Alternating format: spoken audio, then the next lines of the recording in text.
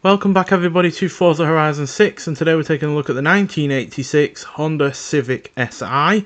So this was part of the third generation that was produced between September 1983 and September 1987.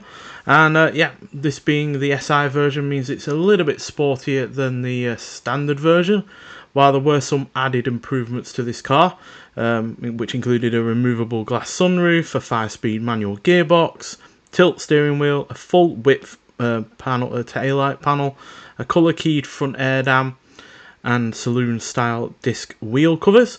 But yeah, not much really to speak about with this car, to be honest. It's as basic a car as you can get, to be honest. It's got very few little frills on the inside. You know, you've got wind down windows, you've got very basic dials.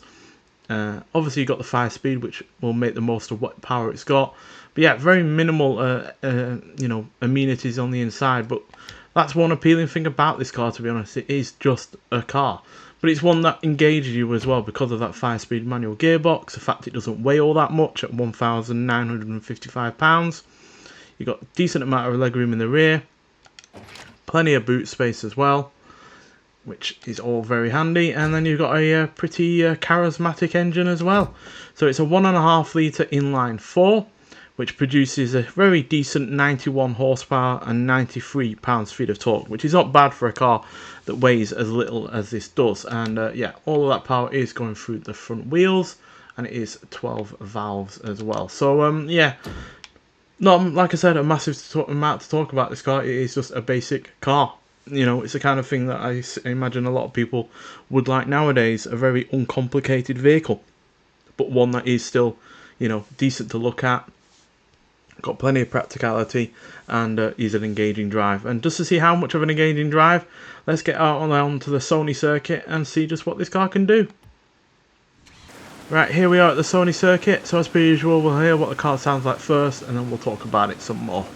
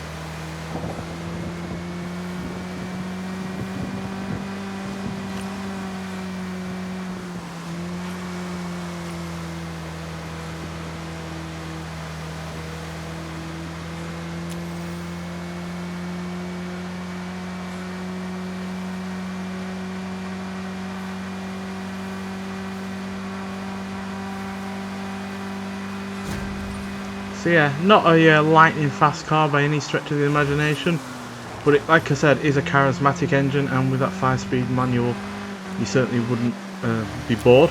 You know, using that gearbox will make the most of what power it has. And yeah, it's hardly a slouch in terms of acceleration either, especially to 60. They can do that in 8.991 seconds, which is pretty decent. And it will go to also will do 100 in 35.902 seconds. And it'll go into a top speed of 111 miles an hour, which, yeah, is just all fairly competent, to be honest.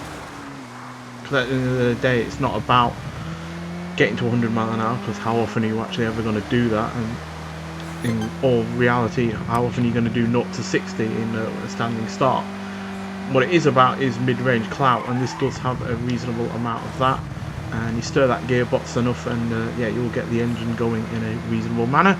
Sounds decent enough, but again, even though it is a slightly sportier version of the standard car, it's by no means, you know, like a CRX or anything like that. So yeah, but still a pretty damn good car, to be honest. And yeah, one that I'm glad has returned to the Forza series. It has been some time since we've had this in a previous Forza game. So yeah, and obviously it more than deserves to be in this one, you know, at the very least, given the Japanese setting. And yeah, will go alongside nicely with the other Civics that we've had for a long time as well. So yeah, it's a basic car, but I imagine that plenty of people can put their own stamp on this one, given it's such a bare bones thing in its own right. I imagine plenty of people who use this online and have upgraded it and painted it to their heart's content and done a really good job with it. So yeah, but even as a basic thing in stock form, it is still an enjoyable drive, and yeah, just shows that a basic, no frills car can still be enjoyable. Nonetheless, so thank you for watching, and I'll see you in the next one. Bye.